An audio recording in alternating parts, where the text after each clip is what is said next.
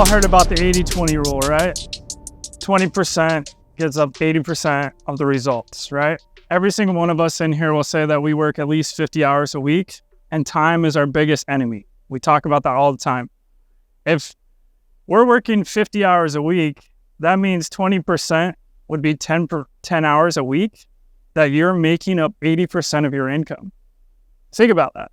10 hours throughout Monday through Friday, if that's what you're doing, makes up 80% of your income. Now I got a question for you. If we do 20% of 20%, that's 4%.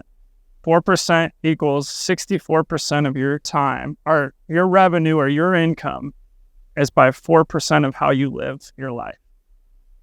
So if we break down 10 hours into 5 days, that's 2 hours a day. And most of us are in sales. If I'm not selling at least an hour on the phone, I'm not making money. When I was a door-to-door knocker, our prime time was from 6:30 to 9 o'clock at night.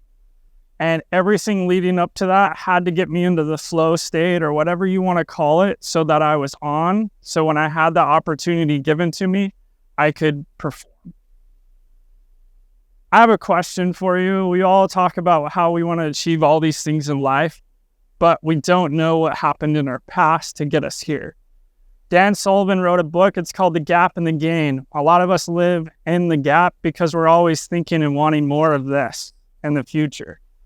But in order to get into the gain, we have to look at our past and what's accelerated us and slingshotted us to who we are today. Everybody has a hero story. Everybody has a story. Everybody has failures. But have you ever thought it's really easy to see in the rearview mirror and what you've failed on? And it's really easy to see what I don't have going forward. I'm going to tell you experiences that have led to me as Tyler Shear, who I am today. It was a Wednesday morning. The asphalt just got chipped out in front of my parents' house. It rained that morning, and if you know, when it rains on asphalt, it kind of dries up, but it's a little oily. I was riding dirt bikes. I was actually racing desert at the time, down in southeast Idaho. I had a RM250 that was ported, polished, like the works. Fastest bike I've probably ever owned. I just put in new reeds, was playing with stuff. So I was playing with jets, and I was getting ready to go ride the sand dunes that day. I've done this a million times as an 18-year-old. Gym shorts, t-shirt, hat on backwards, of course, because I own the world. I could dunk a basketball, and I was playing the top golf of my life. Plus, I had a hot girlfriend. So any 18-year-old wants that. Here's the thing. This moment changed my life. When I went down to the end of the street, I came back through, hit the clutch, first gear, feeling good. Second gear, what? Third gear, as you know, is about 35 miles an hour. This bike was fast. All of a sudden, the light front end came down, and boom, my knee hits first, then my elbow, and then my face. Going through the meat grinder for over 100 feet on this freshly chipped asphalt. I got up, and the first thing that this 18-year-old wanted to do was talk to his mom. Where's my mom? As I got up, there was two individuals in white shirts and ties. And they had little name tags. And they laid me down in the grass, and my mom came over. She goes, "Where the hell is your helmet?" Just like any other mom would say. But then the testimony and the faith that my mom had, she said, "Give him a blessing right." Why this day was pivotal for me is because when those elders or those young missionaries gave a blessing to me, I found out that I was a true son of God. I found my identity and who I was seeking, and my faith started right there that day. Fast forward, 25 years old. I have just got back from selling that summer. It was rough. I hated it. Knocking doors, but there was this girl that I was going to get engaged with. I set aside money for to go buy a ring. I just drove 9.5 hours to Fort Collins, Colorado, and I woke up that morning and I'm at the kitchen table and what I think is going to be my future in-laws' house. I'm sitting there. she gets back from work and mom sets us down. You're like, cool, this is going to be a good conversation, right? Mom looks at me and she goes, you're not right for my daughter. I don't think you're good enough for my daughter. I don't think you'll ever amount to much in this life. Instantly, you go, what have I done? I'm 9.5 hours away from home. And I remember just going for a drive and sobbing, thinking I'm 25 years old. I've done everything that I'm supposed to do up to this point, and like, this isn't working out. Fast forward a month later, one of the darkest moments of my life, it's when I made a conscious decision whether to be acted upon or act for myself. And from that day forth, I've won the morning every single morning. And what I mean by winning the morning is I've woken up with prayer and studied something to mentally get myself ready. And I've went to the gym, because the gym is where you can overcome hard things. And I do that all before I do anything else before the day. Fast forward now, I'm in college, just about to graduate. It took me a while to get through college. I'm not a great student. We could go down that road, but I'm not doing that. I thought I was going to be a lawyer because I really love pitching. I love doing what I'm doing right now. I'm in school. I'm in this class. It's called Visual Communications. And let's face it, I got a C right now, and I'm about to fail this class. And there's a task there where you have to take this camera from the school and do what's called light painting. So a little camera reference here. Light painting is a long exposure, and you paint with light. So being the shoe guy that I am, I laid out my shoes on my bed at the time. It was a dorm because that's all I could afford. And I remember taking my iPhone and just painting with light. I instantly found, again, a creative side of me that I had to lean into and actually go into. The next few years I spent as a photographer filming backcountry snowmobiling, filming and shooting weddings. But here's the coolest part. One fall, I got this idea to make these little flyers to make up roommate photos. Granted, I'm at BYU, Idaho in Rexburg, right? So like there's girls and like 6 girls to every apartment. So marketing Tyler goes, if I do roommate photos, I can get their engagements and their weddings. Well, here's what's funny. I go door to door and I'm passing out these flyers. A week later, this girl calls. She goes, hey, this is Megan. We want to do roommate photos. I go out to the shoot. There's this tall blonde that's everything that I've ever wanted. I go, holy smokes, this girl's rad. Whew, I'm old. There's like an 8.5 year gap between us. I want to take this girl out. She dodges me. Fast forward, we're dating. She was thinking about going on a mission, but, lo and behold, I kind of did some selling there. So, yeah, it kind of worked. And then Thanksgiving break comes, and she's with her family, and she goes, yeah, it'd be cool if you came up to Alaska. She's going to tell you that it was like 2 hours, but I'll tell you it was like 5 or 6. Within 5 hours, I had tickets to Alaska, and I used everything that was in my savings account to get tickets to Alaska, because if this was the girl that I was going to marry and be the mother of my children, I'm going all in. So that's how I live, as I go all in. Fast forward, we're shooting weddings. We're actually up here in Spokane, and things are starting to shift. I'm starting to feel like my potential is not being reached. We had a really long discussion on the way home, and I quit my job.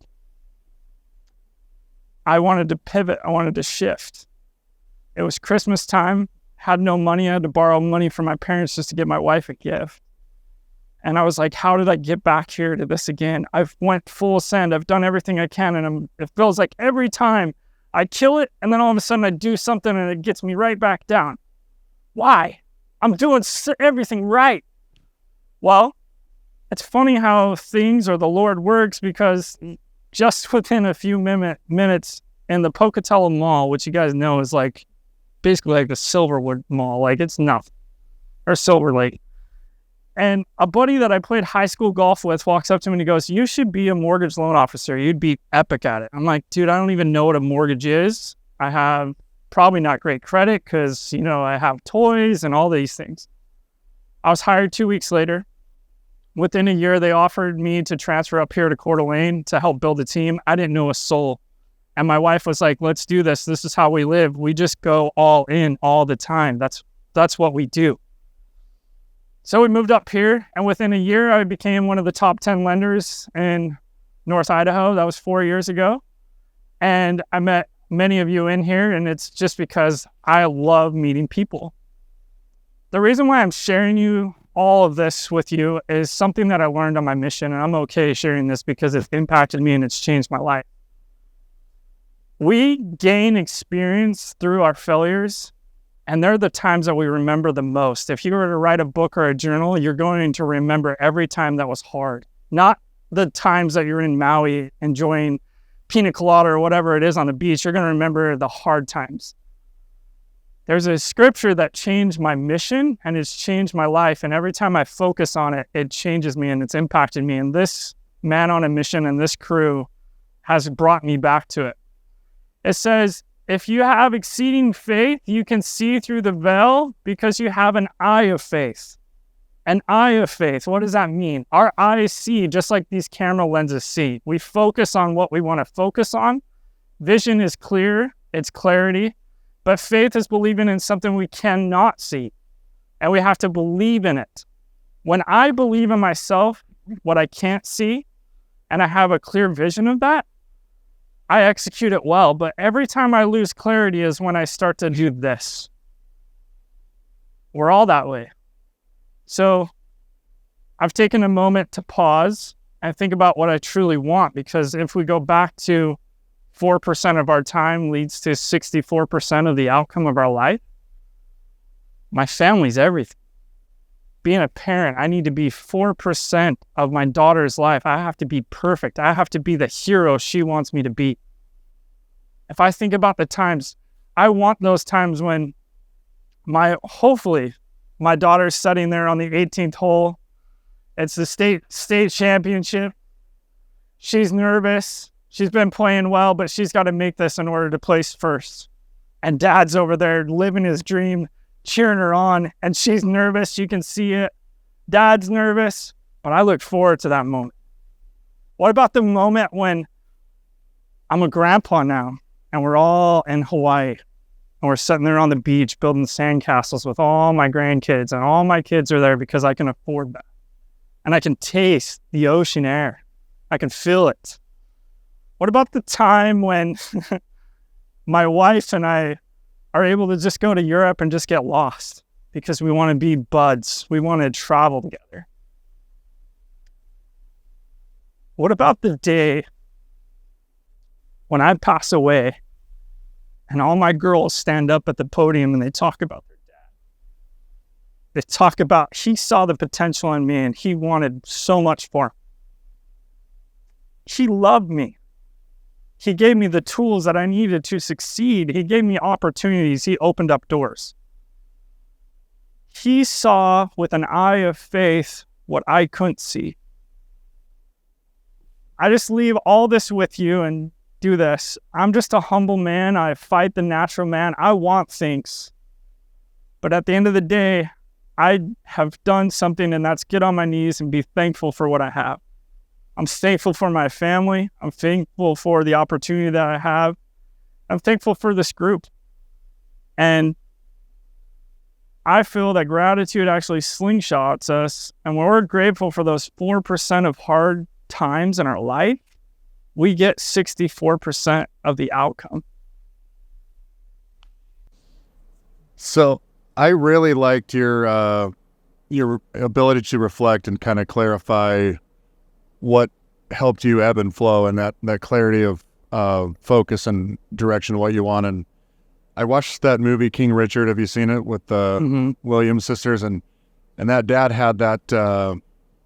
He kind of projected that success onto them, and he saw what it was and that ultimate belief. But that clarity that you speak of tasting the ocean air. It's so clear you thought of every little detail. To me, just reiterates that I need to clarify everything that I want to think farther ahead, just like that, and put in the fine details and make future memories already. So I just wanted to say that's an awesome reflection that you did, and I admire you a lot. Thanks, man. Sharing. Appreciate it. Tyler, I'm going to be honest. I think your success is what you have is that you never gave up. Even when it got hard, that was exactly what you needed to push through to get to your next step, to get to that. Kind of talk how you were on like a cycle, all things would go up and go down. It's like, even when it was down, you kept going up. You kept aiming for the high. And so even though life was hard, you kept not failing in your pursuit of better, in your pursuit of how do I change this tragedy into a triumph? And I think that's carrying you here. So thank you. Well, I just want to affirm you because I've known you since you moved here, and you have seen a lot of success. I think you and I have done a lot of cool things together. And the most impactful conversations I've ever had with you are about your family or your kids, and not just bragging on them or how cool they are. But like last week, you and I were the last ones here talking about how can we be better for our wives. It wasn't like, here's what I did and here's how I showed up and here's what I did with my daughter. It was, man, I was reflecting till late last night on how I need to actually show up better. And so it's just really congruent with the last couple of years. And I think it can be easy for guys like you or me or a lot of us in this room to focus actually on those things that are outward successes that people see, that we get praised for, thinking that by doing so, my daughter will see that and I will make them proud, which I do think there's an extent to that, but like you're willing to actually go home, put that aside and say, hey, none of that actually matters. What matters is right here, right now. And what do I need to give up in that area? Even if for a season it's what you love, men's league, golf, whatever, to be more present here. And so just to affirm you, dude, that's like, I don't know if there's any higher calling in your life than that. Honestly, with this classes or like this coaching or mindset group, I mean, all of us in here are doers. We all know that, but like this has really pushed me to have, if I invest that much time into my business for that success, I need to invest that much into my wife and I need to invest that much into my daughters. And sometimes we just put them as like, oh yeah, from 5 to 7, that's when I'm going to be a dad. And I write it on the calendar. But am I actually a dad at that time? Am I actually like excited for bedtime, or am I like just trying to put her down just so that I can have a break because this 3-year-old's just like, dad, dad, dad. And like, that's made me really reflect, like, I enjoy it. So we have a routine with Holland that has actually impacted me. And now I have to do it every night because we made it a habit, right? So she gets her jammies on, brush her teeth, all that stuff. We read a story. And then after that, we pray. And then she goes, Dad, tell me a story. And I have to come up with a story of my day, or she has to tell me a story of a day. And if you're a salesperson, you know what that's doing, right? Well, now she's learning how to sell me every night. And then she has me sing a song. And most of the time it's a primary song. I am a child of God or something like that. Like, it gets me every time. When you have a rough day, it's like this little 3-year-old just gave me a little bit of boost. And it's like, that was the best moment of the day.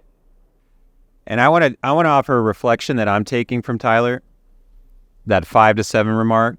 You remember that quote I started with, that the biggest impact on your environment and your family is your unlived life as a parent? So Tyler doing his morning routine, praying, working out, being diligent as he can, slaying dragons. How present is he going to be with his kids? So present. Like I've noticed in my own self, Tyler, the thing that you brought to my mind, it's not even the content, what you said, it's what you're being. And it's this book thing, I've been restless about a couple things I've been procrastinating on. So when I'm with my kids, I'm not there. And I notice when I'm not there, usually I'm there, but I've noticed this last week or so, like I'm there, but I'm restless because I wasn't a steward of my time earlier. So I just admire you as a father and as a businessman, and thank you for giving me that recollection. So. I'm a man on a mission. shit.